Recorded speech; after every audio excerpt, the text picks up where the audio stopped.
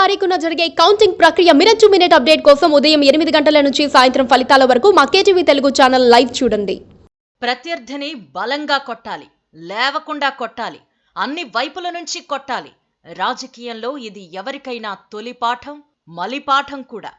CM Revanth Reddy ఇదే పాఠాన్ని రోజువారీ చదువుతున్నట్టున్నారు. తన చిరకాల ప్రత్యర్థి అయిన మాజీ సీఎం కె చంద్రశేఖర్ రావును, ఆయన కుటుంబాన్ని మరోసారి రాజకీయాల్లో లేచి నిలబడకుండా దెబ్బ కొట్టేందుకు రేవంత్ వ్యూహరచన చేస్తున్నారు. అది ఫోన్ ట్యాపింగ్ కేసైనా, మేడిగడ్డ ప్రాజెక్ట్ అయినా, తెలంగాణ తల్లి విగ్రహం అయినా సరే ఎక్కడా కేసీఆర్ పేరు కనిపించకుండా చేయాలనుకుంటున్నారు. బీఆర్ఎస్ పాలనలో జరిగిన అరాచకాలపై విచారణలు మెరుపు వేగంగా సాగుతున్న తీరు రేవంత్ రెడ్డి ఆలోచన విధానానికి దర్పణం పడుతున్నాయి.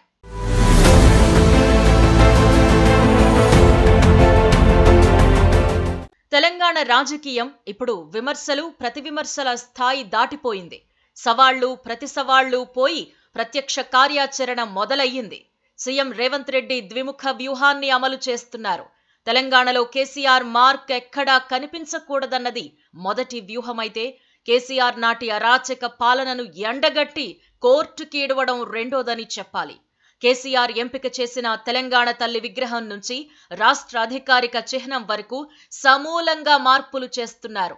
ప్రస్తుతం రేవంత్ ప్రభుత్వం తెలంగాణ తల్లి విగ్రహంలో మార్పులు చేయించింది. దానిని తొలినాళ్లలో అప్పటి సీఎం కేసీఆర్ ముచ్చటపడి మరీ చేయించుకున్నారు. దీనికైనా పెద్ద అధ్యయనమే చేయించారు. అనేక విమర్శలు, ప్రతివిమర్శలు వచ్చినా మా తల్లి మా ఇష్టం అంటూ కౌంటర్లిచ్చారు.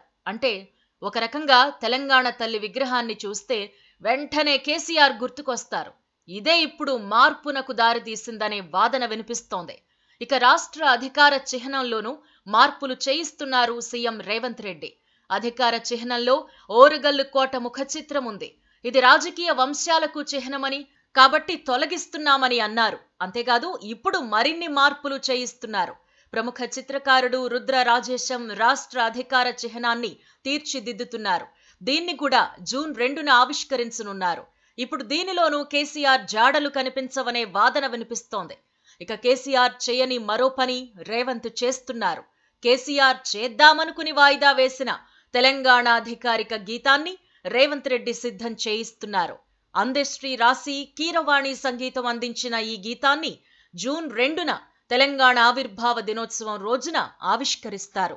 కేసీఆర్ ను టార్గెట్ చేసేందుకు ఫోన్ ట్యాపింగ్ కేసు మంచి గేమ్ పాయింట్ గా చెప్పుకోవచ్చు. ఆ కేసు విచారణను వేగవంతం చేయడంతో పాటు అందులో పలువురి పేర్లను వెల్లడించడం ద్వారా కేసీఆర్ ను అందరికీ శత్రువును చేయాలనే వ్యూహాన్ని అమలు చేస్తున్నారు.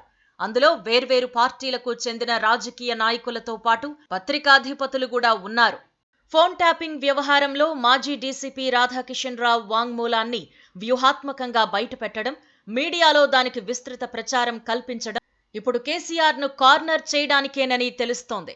పోలీసులను పావుగా వాడుకుని బీఆర్ఎస్ అధినేత అమలు చేసిన అనేక ఎత్తులను వెల్లడించడం ద్వారా ఏకకాలంలో పలు వర్గాలపై కేసీఆర్ ఎలా కక్ష సాధింపుకు ప్రయత్నించారో చెప్పకనే చెప్పారు.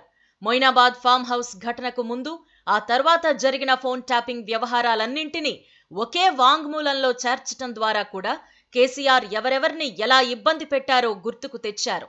అందులో Andhra Jyothi MD Vemuri Radhakrishna, NTV chairman Narendra Chowdary కూడా ఉండడంతో మీడియాకు కేసీఆర్ కు ఉన్న పాత శత్రుత్వం మళ్లీ తెరమీదకు తెచ్చినట్లయింది. ఈ క్రమంలో మీడియాకు కేసీఆర్ పట్ల సింపతి లేకుండా చేసినట్లవుతుందన్నది రేవంత్ రెడ్డి ప్లాన్. మొత్తం వ్యవహారంలో కేసీఆర్, కేటీఆర్ మాత్రమే కాకుండా మాజీ మంత్రి హరీష్ రావును కూడా టార్గెట్ చేస్తున్నారని చెప్పక తప్పదు. కేసీఆర్, కేటీఆర్ కంటే బీఆర్ఎస్ క్యాడర్లో హరీష్ రావు పవర్ఫుల్ అని రేవంత్ రెడ్డి విశ్వసిస్తున్నట్టు సమాచారం. మేడిగడ్డ వ్యవహారంలో కూడా రేవంత్ కాస్త వేగం పెంచారు. వరదలొచ్చే నాటికి మరమ్మతులు పూర్తి చేయాలని ఆదేశించడం ద్వారా ప్రాజెక్టులో లొసుగులను రోజువారీ బయటకు తీస్తున్నారు. ఇన్ని లోపాలున్నాయా అని జనం చర్చించుకునే అవకాశాన్ని కల్పించారు. దీంతో ఇప్పుడు కేసీఆర్ కు, ఆయన పరివారానికి దిక్కుతోచటం లేదనే చెప్పాలి.